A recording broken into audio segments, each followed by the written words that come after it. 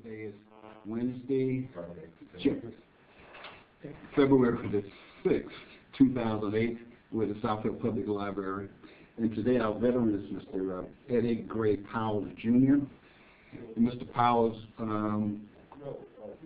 could you he was born on May 29, 1941.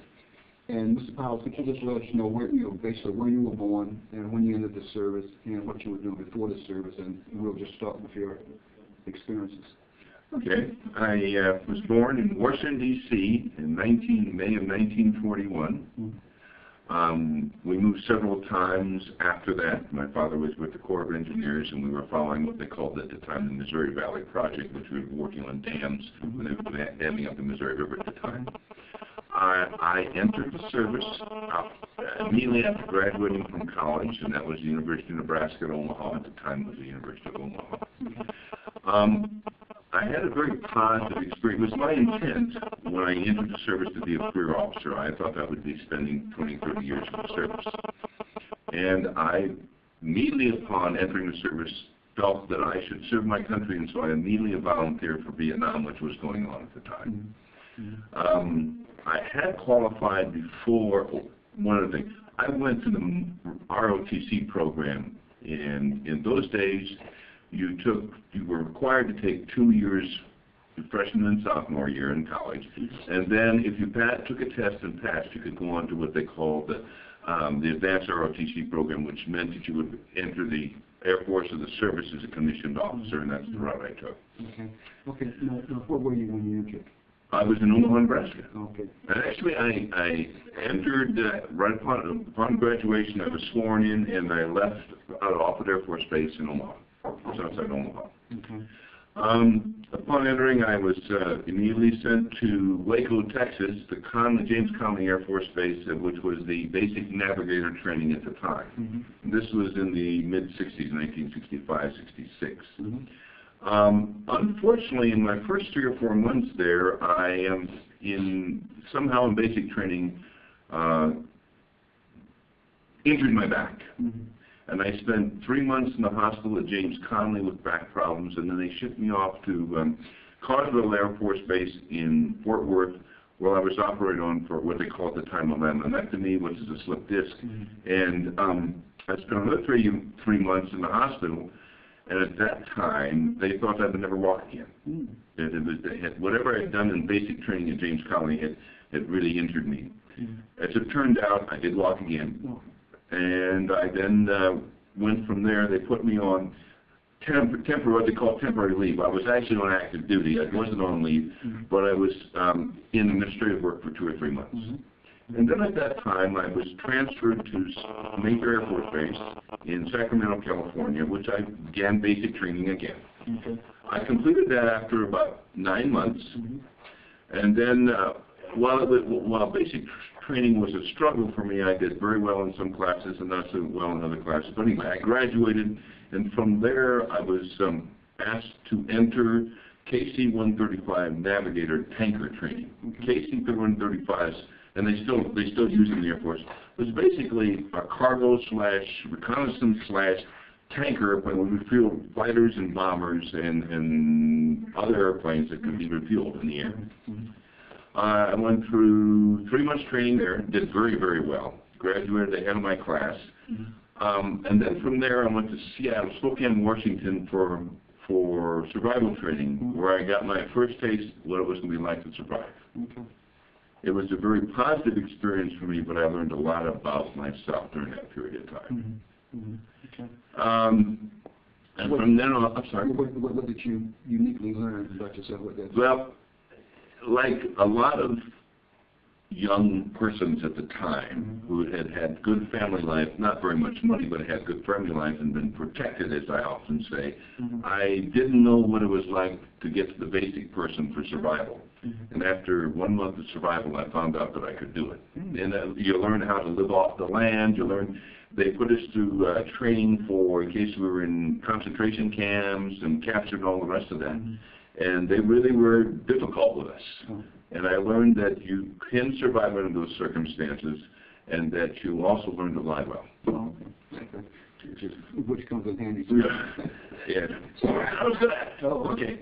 I was an honest person, but when I found out in survival, I was good at lying. Okay. Or stretching the truth, or whatever you want to say. But it was an interesting time in my life. Okay, and basic. You must be basic, and as far as it wasn't a typical basic. What was your basic like? It was strictly navigator training. Okay. Where they actually prepared you for navigation. You took classes like how to navigate. You had to learn how to move around in an airplane as a navigator, and there is some difficulty because of, well, not difficulty, there's some challenges because of the way that you're seated in most airplanes. You also had to learn how to communicate with the crew as to where the airplane was going, because the crew depended on you as to where going from A to B. You were not a pilot, but you were the directional person, as I say, in the airplane. Okay. So they taught you, and then also they taught you basic electronics, because you were going to need that with the equipment.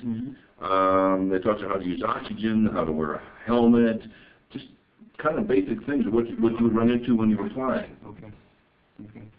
And then they also taught you the different forms of navigation, and there's a lot of forms, but you learn anything from what they call dead reckoning navigating, which is using the stars and the sun to navigate, to actually using electronics, like TACANs, LILS, stuff that is being used currently, and even in flying jet planes. And then I graduated from Mather, went to Spokane Survival, and then was sent back to Merced Air Force Base, where I went through what they called KC-135 navigator training. And that basically was how they specifically specialized your talents for an airplane. In this particular case, it was a KC-135 tanker.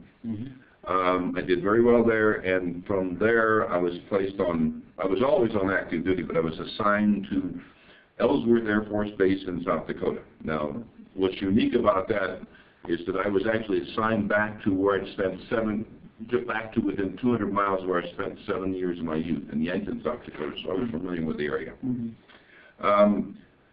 My life took a change there, and for several reasons. Number one, of course, I went from being, not common, but they move you along in these prep classes, from being, well, if you're fresh out of college, you're naive, we're going to train you, we're going to give you experience, we're going to do this. And they moved us along until by the time I hit my first assignment, permanent assignment, it was very strict and very rigid. It was what, SAC? Yeah, it was SAC, it was Strategic Air Command. And I did all right. I struggled a little bit with it, but the people around me were very supportive at the time. It took me a little longer to learn how to navigate after I reached Ellsworth Air Force Base, but I did finally complete it. At the time, I also met the woman I was to marry at that time and got married. And that's where life began to change. We were married for all 1 month, and I was sent to Vietnam. And we had no idea I was going to Vietnam until a week before I was getting married. So we struggled a little bit, but we got through. I was sent to Vietnam. Actually, we went to Thailand. I was based out of Thailand, where as a KC-135 navigator, where we refueled bombers and fighters both. And we refueled fighters and bombers going into Vietnam to bomb and coming out of Vietnam to bomb. As a matter of fact, I can safely say that I probably spent more time over the air in Vietnam and Red China at the time than I did in Thailand. Because if the planes were having problems, you would go into areas you weren't supposed to go into to see if you could save the airplanes. And in most cases, you did.